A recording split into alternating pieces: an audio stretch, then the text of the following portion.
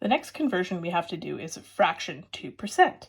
So what we would do if we have something like this, 2/5, we can do this in two ways.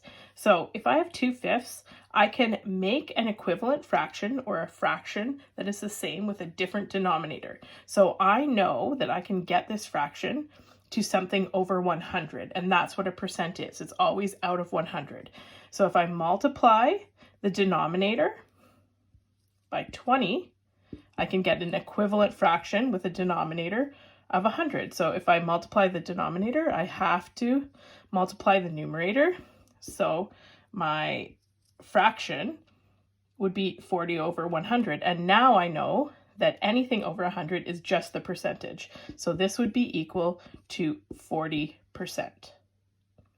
Now I can also do this in another way. There's many fractions that do not go nicely into 100. So an example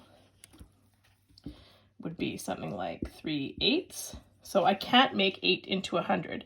So what I would do is I do the numerator divided by denominator times 100. This is something that we've already done this year. We've talked about this for test scores. So what I would do is I'd do 3 divided by 8 times 100, because remember, this symbol right here, it actually means division. That's a division bar. So if I divide 3 by 8, what do I get, you ask? So that will be 0.375.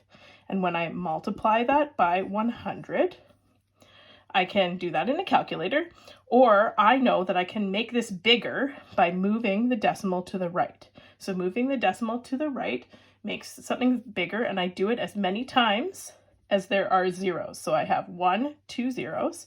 So I move that 1 and 2. So I know that my percent is 37.5%.